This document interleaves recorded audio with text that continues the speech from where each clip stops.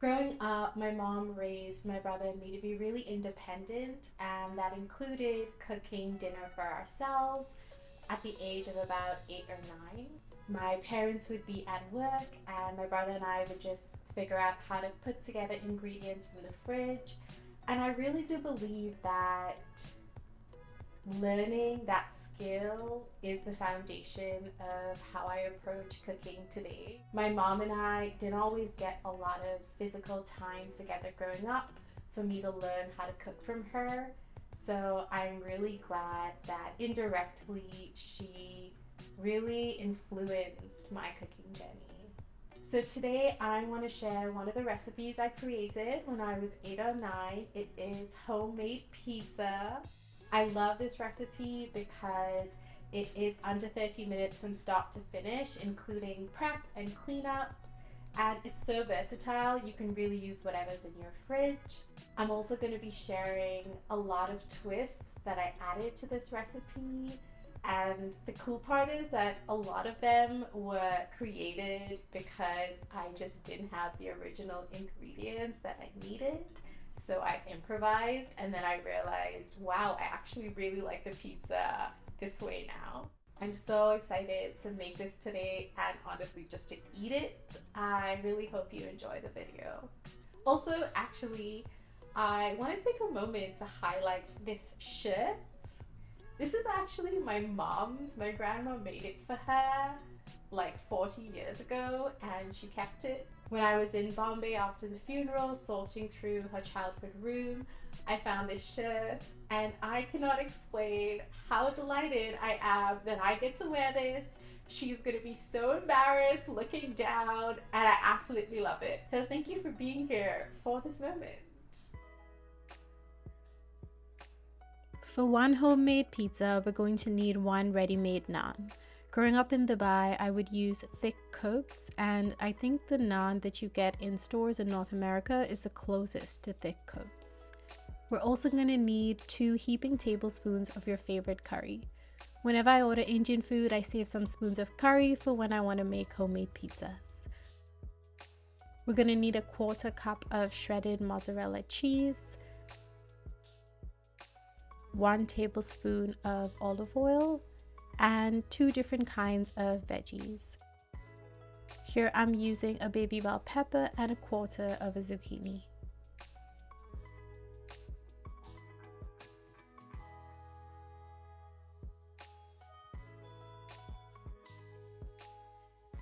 We first need to preheat the oven to 425 degrees Celsius and then start chopping our veggies.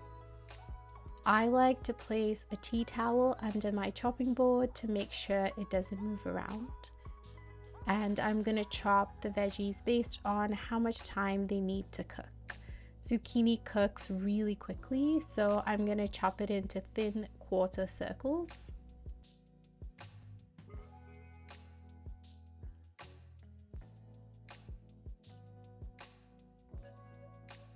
Bell pepper takes a little longer to cook, so I'm slicing it into thin strips and then chopping it into tiny squares.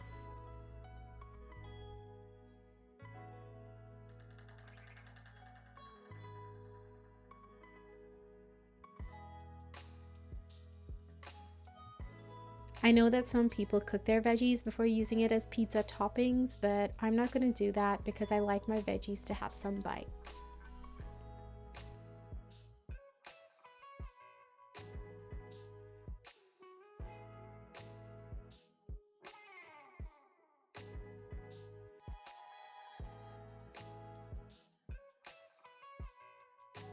The oven should be preheated by now, so we're going to cover the bottom of the naan with olive oil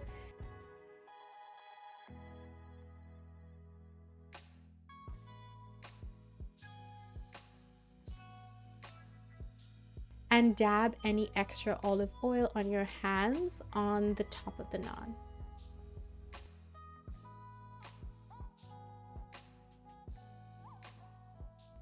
The naan is going to go in the oven for 3 to 5 minutes to crisp up.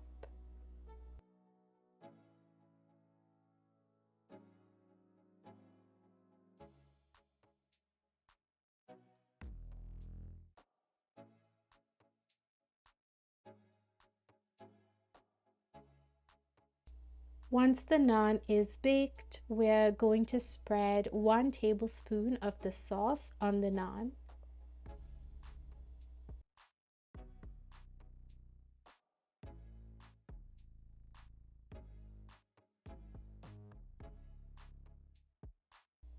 And then we're going to add half of the veggies.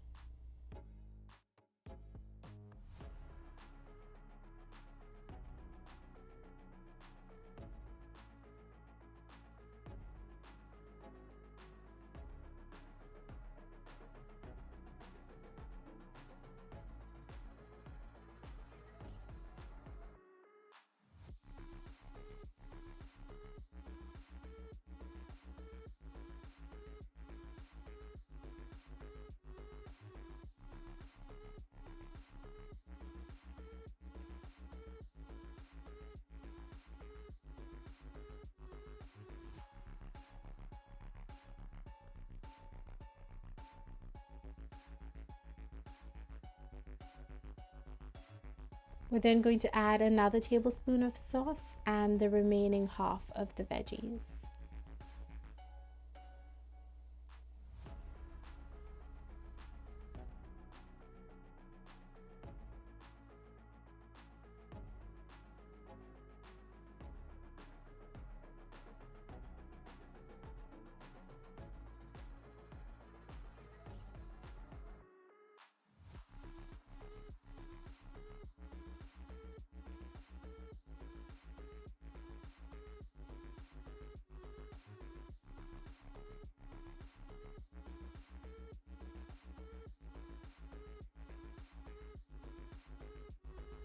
Top the veggies off with the shredded mozzarella.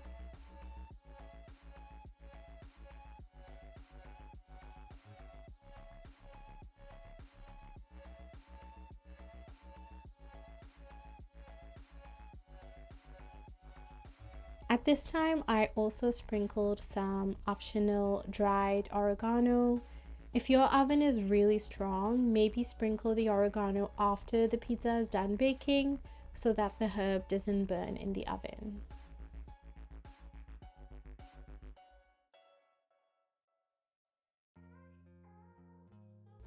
The pizza goes in the oven for approximately 7 to 10 minutes. Each oven is different, so just watch for when the cheese is completely melted.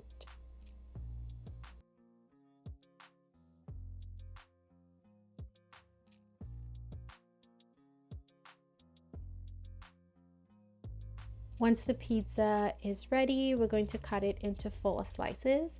I don't have a pizza cutter, so I just used a pair of scissors. The pizza was definitely too hot for me to hold while cutting it, but hopefully this gained me some auntie points.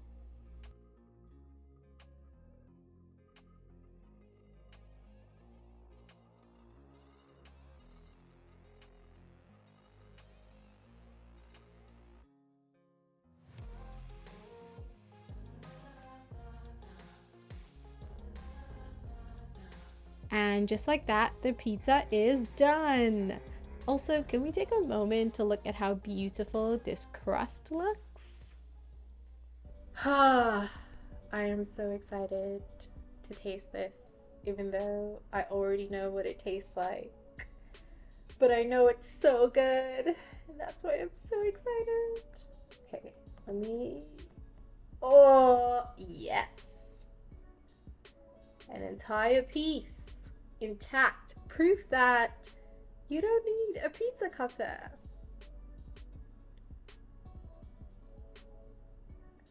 Okay, let's try.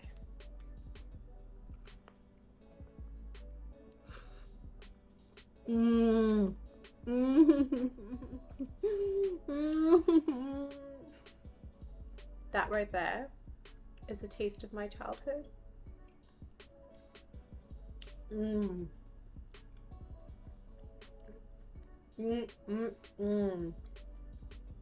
I don't think the oregano is optional. I lied.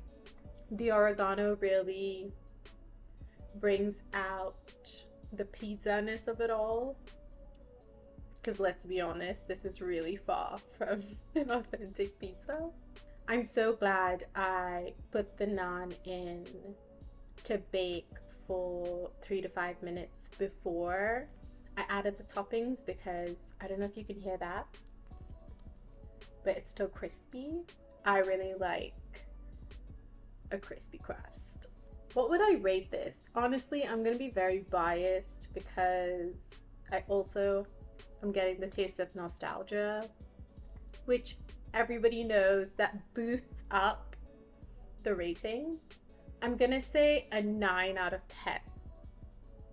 And the only reason that it is not a 10 out of 10 is because I didn't use fresh mozzarella.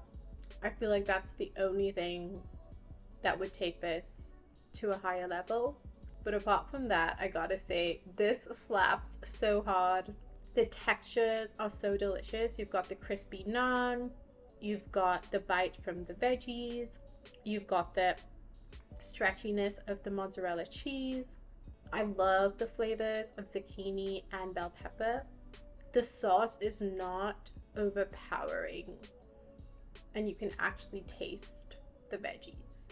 You gotta use a good quality sauce for this because it needs to shine on its own, and that is what this sauce is doing, and I'm so here for it.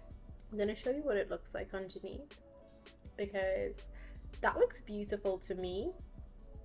Look at that color. I swear I'm not saying this because I'm brown, but I really love the color brown. Maybe I'm saying it because I'm brown, let's be honest. I feel like it's a really good balance of juiciness, so the pizza is not dry, but not sogginess. It's a fine line, but this pizza has no trouble walking it. I'm gonna go off camera now because I just want to enjoy this in peace and not have to talk. I really feel like the talking is coming in the way of this experience, and I want to honor this pizza, you know? It was such a pleasure sharing this recipe with you. You know, as I was making this pizza, I was reflecting a lot on the cooking lessons that my mom taught me. When my mom was alive, I would always say, I wish we got more time to cook together.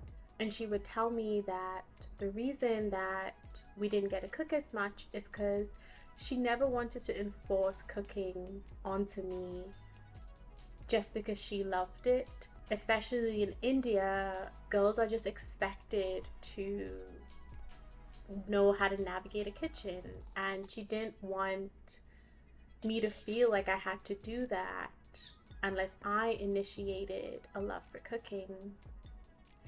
And I never initiated an extraordinary love for cooking because I was so busy dancing and playing music, and if I'm being honest, I guess I thought because cooking came so naturally to my mom that it would come naturally to me. But I don't always feel like that. I don't always feel like cooking comes naturally to me. And I know that's not true deep down. Cooking does come naturally to me. I remember when my mom first visited me in Canada, I was about 22, and she lived with me for a month, and I remember her saying, "Kirsten, you have an excellent palate. When you taste something, you taste all the ingredients. And when you cook, you always know intuitively what that dish is missing."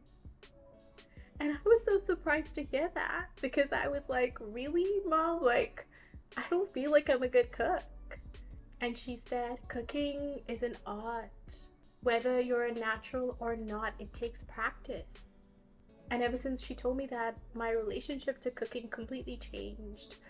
I didn't expect every meal to be perfect. And when a dish came out not the way that I wanted it to come out, I didn't beat myself up about it. I just thought about what I would have done differently next time. But there are still moments when I wish I got to learn more from her. And then I have a day like today where I make a dish that I created when I was a child, and I realized that indirectly my mom taught me a lot about cooking. I think I'm exceptionally good at opening a fridge and seeing whatever ingredients are there and putting them together. And that's something that I wouldn't have if it weren't for her. Anyway, I did not expect to cry as I ate this pizza, but here we are. I really appreciate you for watching until the end. And I hope you try out this recipe. If you do, let me know how it went in the comments below. Okay, until my next baking video.